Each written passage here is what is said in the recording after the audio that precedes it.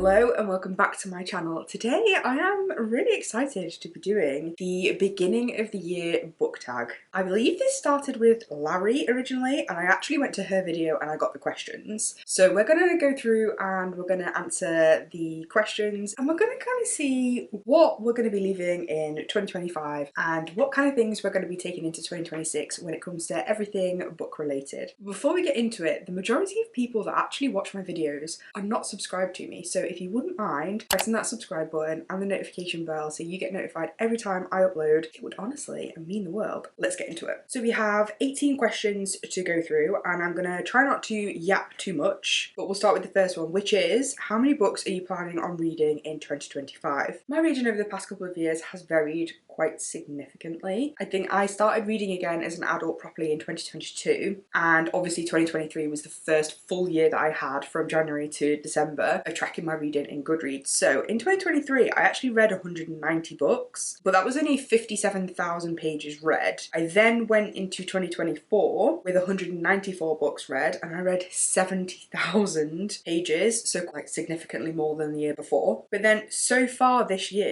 in 2025 I have read 121 books, which is 70 books less than the 2 years prior. I don't actually know why I have read less. I think I have more balance now than I used to. I do watch more telly. I obviously have upped my content creation game, and I spend a lot of time doing YouTube, TikTok, everything like that. So it's probably a combination of those things, but I actually feel like I prefer it now. And I think most people want to read as many books as physically possible, but I think my attitude has changed to kind of wanting to enjoy the books that I'm reading rather than just trying to read as many as possible. I also used to read a lot of romance series where there was lots of novellas in them, and I don't do that as much anymore. And also I would say that as my taste has changed more to fantasy, because in 2023 I was solely a romance reader. 2024 is where I started putting in a few little like romantasy books, obviously started with the ACOTAR series, and then this year I would say I have read a lot of fantasy books, but I've read a lot of massive fantasy books like Zodiac Academy, Throne of Glass, like all of those different series. So I think that's probably partly to do with it. My reading goal for 2025 was actually 125 books, so I have 3 left to read. You're going to see this video in January, but obviously I'm filming it before then. I'll definitely get to 125. I can definitely read 3 more books before the end of the year. But yeah, I'm actually not sure whether I want to set a specific goal for 2026, and if I do, it's kind of like one that will be easily achievable, because I don't want to feel the pressure to have to read a certain amount. So I'm going to say 100. I'm probably going to set my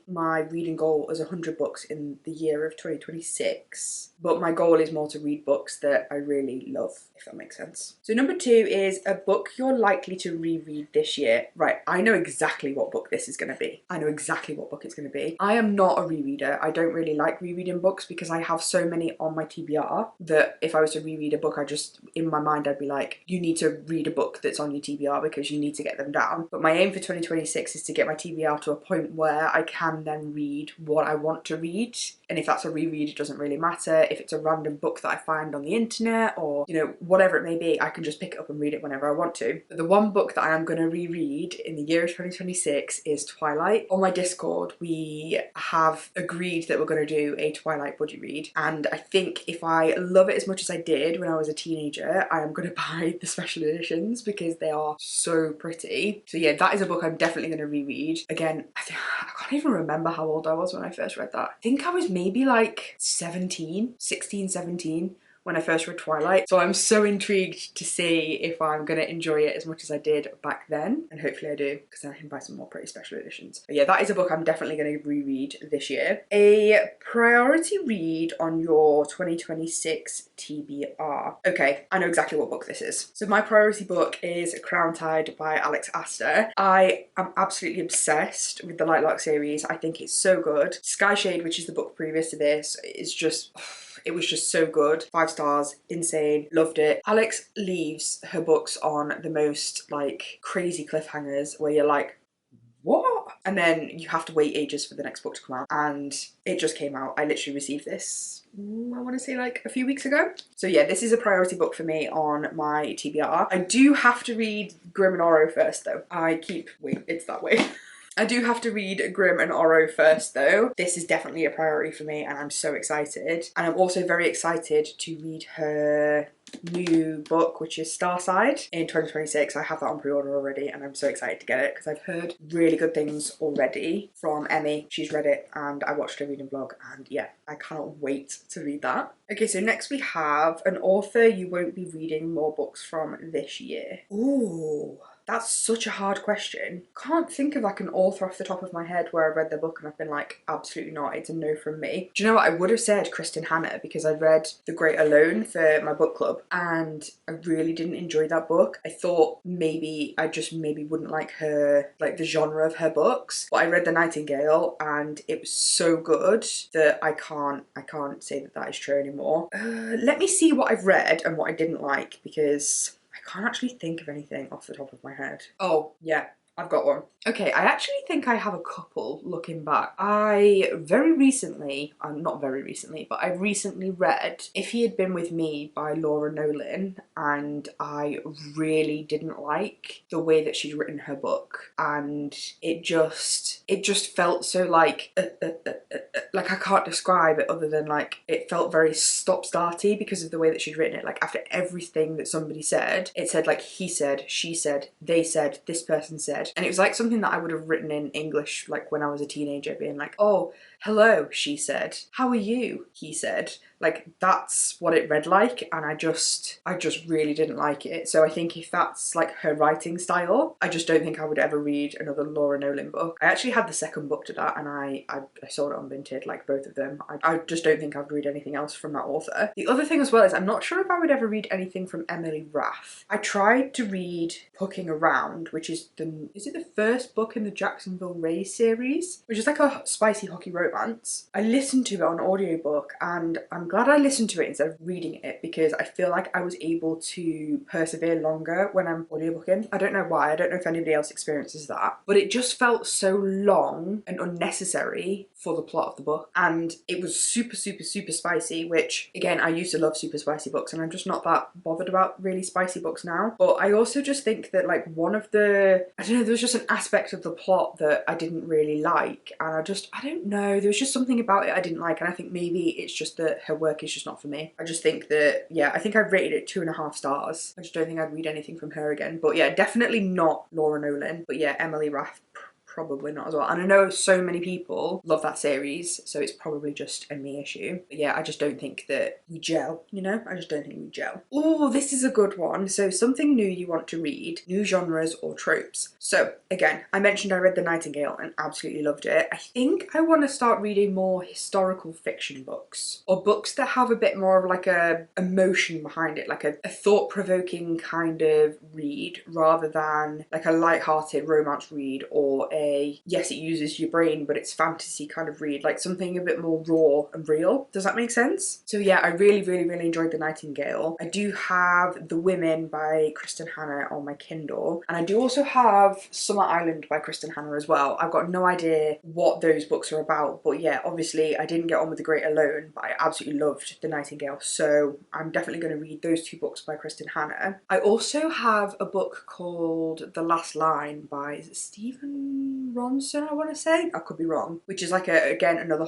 historical fiction set in the war and I'm really intrigued to read that. It's on my Goodreads TBR. I don't have it, I've not bought it on Kindle or in physical or anything yet, but that is something that I definitely want to explore more. So if anybody's got any recommendations for books like that, something that's hard-hitting and makes you feel things, I definitely want to start reading more of those. Give me all your recommendations if you read that kind of thing. Ooh, a popular book you want to read. That's going to be so easy because for my 26 and 2026 I have like so many popular books in there. I think there's a couple that I really want to read, but I would say it's probably gonna be On Wings of Blood by Briar Berlin. I have heard really good things about this from my friends who read it and that's all I need to be convinced that I need to read a book. And the thing I like about it as well is that the first 2 books are out and the third one's due for release next year. So if I really like it, I can read like quite a few of them. So yeah, that's definitely definitely one of the popular books that I want to read in 2026. My most anticipated book release, however, is probably Fury Bound by Sable Sorensen. If you haven't read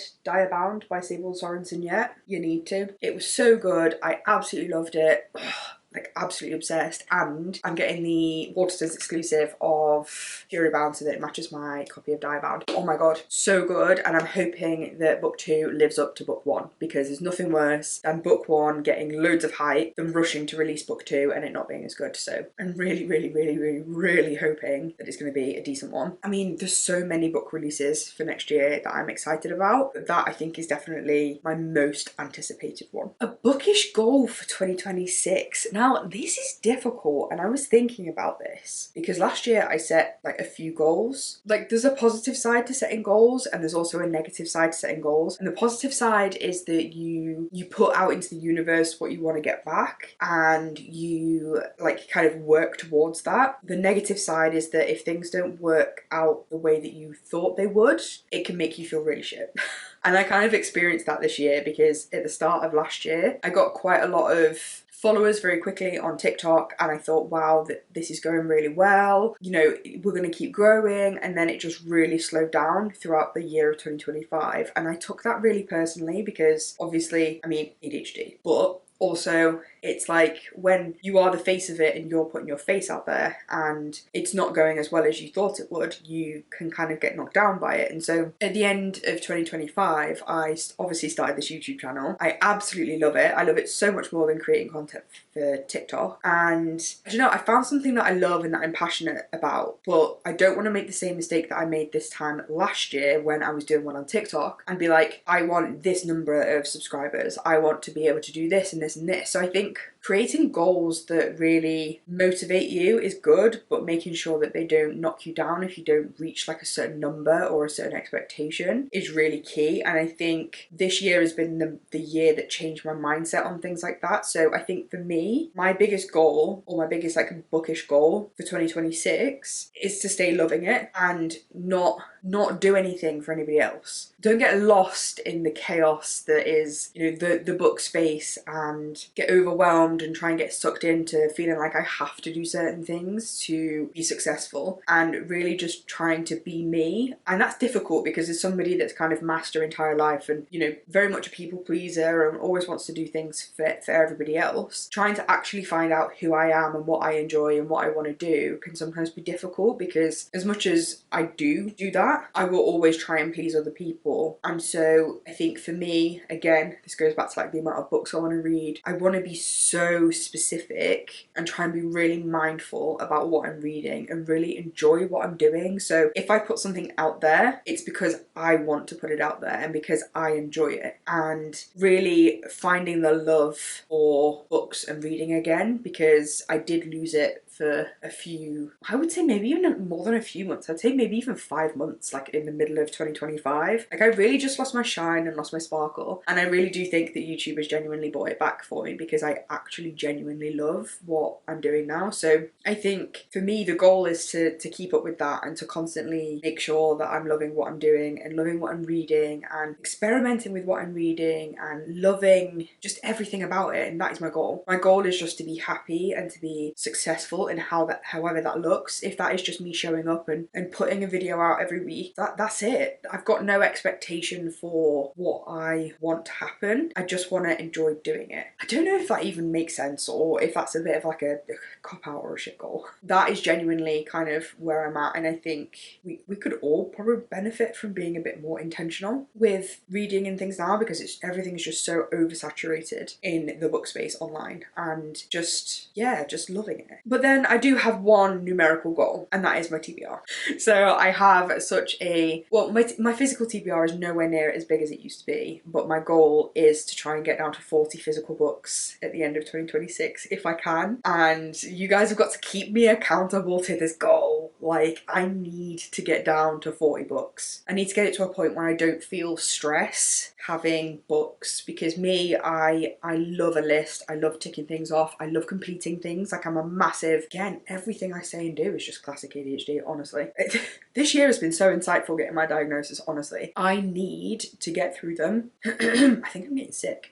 Excuse me. I just need to get them down because I want and I aspire to be in this place where I have the ability to see a book that I like and go, I'm reading that next. I am reading that next. And picking up a series and literally reading it from like one book all the way through the series without going like, but you've got 16 series that you're in the middle of, so you need to pick up one of those books. Or you've got a book on your TBR that's been there since the end of 2022, you need to read that. Like, I just want to get to that place where I can just, and you could say, yeah, you can do that now, but there's just something in my brain that won't let me. I need to finish what I have. So yeah, that's my only numerical goal for 2026. Hopefully you can kind of like relate to that, but I don't know. It's goals are very personal, so you got to do whatever you're happy with. But yeah, they're my kind of 2 goals for 2026. A book that's been on your TBR you probably won't ever read.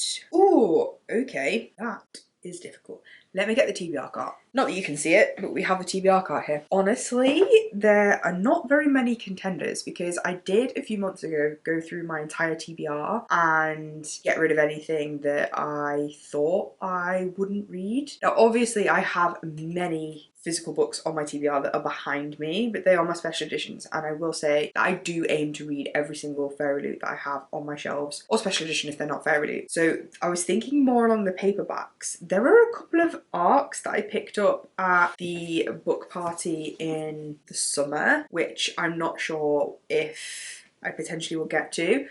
Is it For Whom the Bell Tolls? I have heard good things about this. This was out in May this year, so this is obviously like super old. And then we have The Last Starborn Seer by Venetia Constantine, which is out in 2026. And I think my friend Lauren has read this one, I think, and she said like it really wasn't worth it. So I don't know if I will end up reading that one or not, but I then did find another book that I think it fits the category much better, and that's because it's not even a genre of book that I really love reading that much, and again it was freebie, and it's called The Hive by Anna February. I got this from the Christmas book party, I believe, in my, like, what's it called? In my goodie bag, but yeah, I don't know. It's called The Hive, and it says, justice is merciless in the Hive, a monarchy of tomorrow where your young bodyguard, Feldspar, awaits execution, guilty of being alive when her charge is dead. The girl has one defender, Nico, a royal maverick. Together they have 3 days to prove the impossible. 3 days to question everything Feldspar knows about the world that raised her and discover who the real murderer is. It sounds kind of intriguing, but I'm just not sure whether I will ever get to it. So I think this is probably the only book that I will ever maybe just be like, I'm just not even going to bother reading it. Everything else I want to try, like I do genuinely want to try reading them, but yeah, this is one where I'll just be like,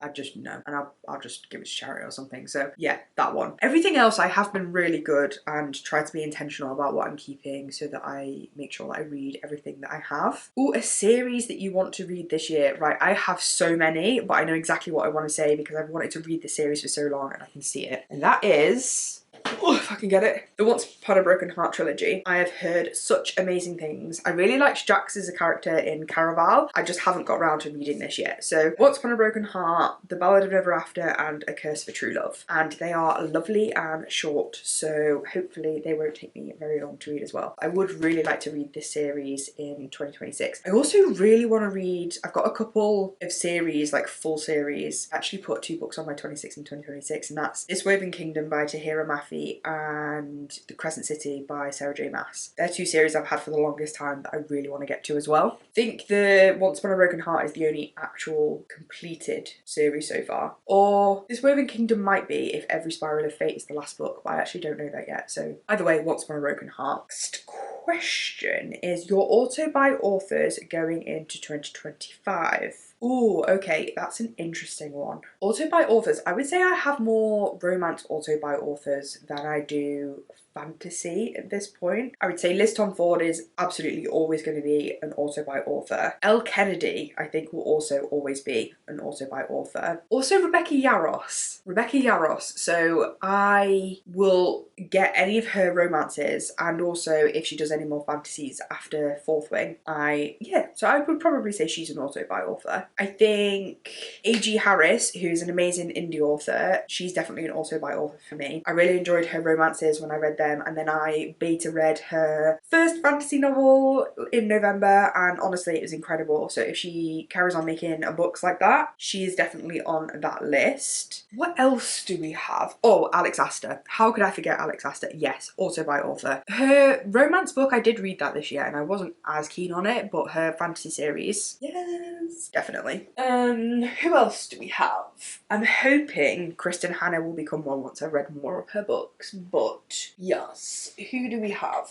Oh, how could I forget the Twisted Sisters, Caroline Peckham and Suzanne Valenti. I will obviously auto-buy anything that they read. Obviously I'm going to say Sarah J Maas. I think that kind of goes without saying. Sarah J Maas is just, yeah, I can't wait for the next ACOTAR book, and hopefully if I enjoy Crescent City, the next Crescent City as well. Probably Chloe Walsh for Boys of Tommen actually, but I wasn't that keen on Claiming, is it Claiming 10? Releasing 10. I think Claiming 10 might be the next one. Releasing 10 I wasn't as keen on, but yeah, I do really enjoy that series as well. Okay, so next question is a book to show adaptation you're excited about this year. Do you know what? I actually know nothing about any book to show adaptations. I don't really watch an awful lot of telly, and anything that I do, I'm not even aware if it was a book most of the time. If you have any that you think I should watch, let me know in the comments. A sequel you're anticipating? I would say Broken Dove by Danny Francis. Silver Elite came out this year and it was really good. I really enjoyed it. I've realised I kind of like a dystopian kind of book, and I actually really like the covers for these books, which is strange because they're not kind of book covers I would normally really like. That is kind of like my most anticipated sequel, I would think, other than obviously Fury Bound. I already used Fury Bound for an answer, so yeah, they're the two that I'm kind of like excited about this year. Bookish things that you're leaving in 2025. Ooh, Judgment. It's maybe not something that I personally am leaving in 2025, but I hope that the book community in general will leave in 2025, and that's kind of like Judgment. And that could be anything, like, you know, making people feel bad for not reading enough books, making people feel bad for reading too many books, for being a fast reader, a slow reader, for liking certain genres of books, like having opinions on books. Like if you love a book and I hate the book, that's fine. And if I love a book and you hate a book, that's fine, because books are individual and we like what we like. And sometimes the book space feels kind of judgy sometimes about, you know, people's opinions, and it is okay to have an opinion, and you know, people might not like your opinion, but I just feel like it would be a lot kinder in the world if we just let people do their thing and we're like, not let it affect us so much and just kind of like let it go. So I'd say maybe that, or what else? Again, maybe like expectations, like having too high of an expectation that you must read XYZ books. You have to physically read a book to read a book. You can't listen to a book. Or yeah, just like expectations on things. Just again, just do what you like to do, read what you like to read, and don't let the outside space affect that. I guess that's something that I just hope that we can leave in 2025 in general. Is there anything specific? I don't think I have anything specific that I want to leave in 2025 other than buying too many books. But I think I've learnt my lesson, and I've been doing it for the past 6 months. I've been buying a lot less than I used to, and I'm really, yeah, really thankful for that. What to expect from this account? Ooh, interesting. Okay. I just kind of want to make content that makes me happy and things that I enjoy doing. A lot of bookish content, but also content about me. I want this channel to be an extension of who I am and me and my personality, and I really want to let myself shine through and hope that you guys can enjoy that and want to stick around. But yeah, I would say like reading challenges, reading vlogs, probably like the main thing that I really enjoy doing. Obviously like TBR videos, obviously recommendations sprinkled like throughout. So that's kind of what you can expect from this account. Also journaling videos, because obviously I am starting my book journaling era, or creating a book journal era in 2026. I'm going from a completely already set out one in 2025 to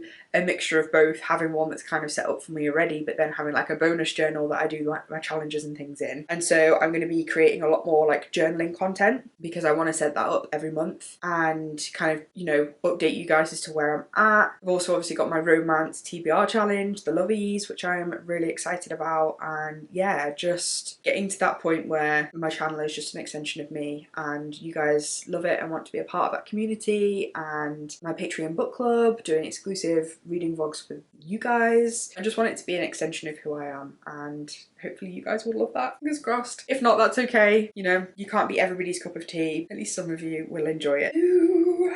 Okay, how has your reading taste evolved from last year? So last year I was definitely more cemented in my fantasy era. In 2024 I really changed from like a dark romance to a like romance, like more fluffy romance and romantasy era in 2024, and 2025 carried on along a similar line. I definitely leaned into the fantasy a lot more. I very much was like in fantasy a lot of the time, and I would break that up with romances. I've read a couple of thrillers. I definitely am not really like a thriller girl, but I definitely found that I enjoy a murder mystery, so that was good, but I only like them like here and there. But I think as the year went on, the more and more fantasy books that I read, the more and more they started reading the same, and I wasn't quite getting that kind of like dopamine hit when I was reading a fantasy anymore, because it just was like something that I'd already read, and it kind of diluted it for me. So I found that towards the end of 2025 I very much kind of wasn't sure what I like. A romance and I like a romantasy, like I do like them, I just didn't know which ones to go for because I wasn't sure what would give me what I needed. And so that's when I started kind of realizing that I needed books that had a little bit more of like an emotional impact to them. They were a bit more raw and real, and started kind of dabbling with reading some books that were like that to kind of give me that emotional impact that I wanted,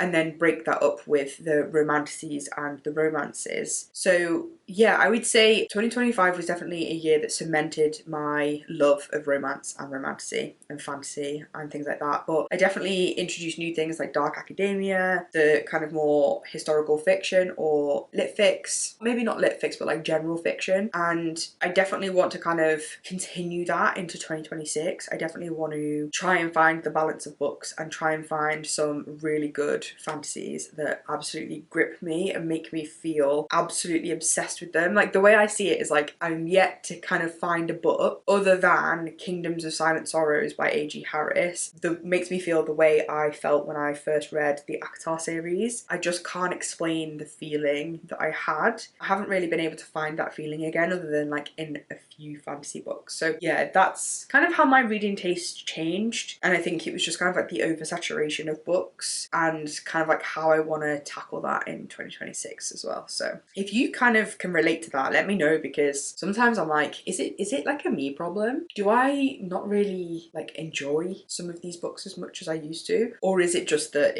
I've read so many of them that they now become kind of samey? I don't know, you tell me. BookTube creators who inspire me. Now I have like a couple that I absolutely love watching. Like I'd say I've got two that are like absolute favorites. The first one is Emmy, and I'm completely obsessed with her. I think on like my YouTube Wrapped it said like I can't even remember how many times I watched her this year. And then a newer addition to a Bookish creator that I love is Yana, and I watch her both on TikTok and on YouTube, but her YouTubes like I am just obsessed with. So they're like the two main BookTube creators that inspire me. I do however need more BookTube creators to watch, so if you have any recommendations, leave them in the comments, because I definitely need to watch some more people. Last but not least is something you want to say to anyone wanting to start a Bookish account. That is, just do it. Stop overthinking everything. Stop thinking about like what you don't have that everybody else does. Stop thinking about how you don't like how you look, or you want to wait until you've got this. Just do it. Just post it. I started my TikTok account and I literally hated myself, as awful as that sounds. I hate the fact that I had to watch myself back. I had to listen to myself. I even partway through the year decided to kind of like swap round so that I could actually invert things properly so people could read the book covers, and I had this whole meltdown about how I look different compared to what I believed I looked my entire life, and I really just had like this whole like identity crisis with it, which sounds ridiculous. And now it's like I don't even care. Like I'm so used to to it, and then now I'm like, you look good, girl. My whole life I felt like I sounded like really masculine because I had like a deep voice, and now I'm like, your voice is fine, what you want about, whatever. I then really wanted to start BookTube for the longest time, but I was like, I don't have the house to do it in. Like, I don't have an aesthetic space to work in. I have this one space in this one room, my reading room, that was done, that I was happy with. Even the other half of this room, there's a massive hole in the wall over there from work we had done on the house earlier this year that is going to be there for, you know, ages until we get this room done. My house is really old-fashioned, decorated really poorly, not what I want it to be, but decorating my house is a slow process. It's something that will take me years to do, and it's me, it's my house, so why not show you? I don't know, like, it just, stop letting those little things that you're convincing yourself matter from stopping you posting, and just do it. So that is the end of the video. We have answered all of the questions for the beginning of the year book tag. I am so excited to get into 2026 and to see what this year brings in terms of books, life, content, everything. So I'm so excited, and I'm so happy to be bringing you along with me. So yeah, if you got to the end of this video, let's do the star emoji, because it's New Year, you know? Start of a new year, we're starting off strong with a gold star. So yeah, thank you guys so much for watching, and I hope to see you in the next one. Bye guys!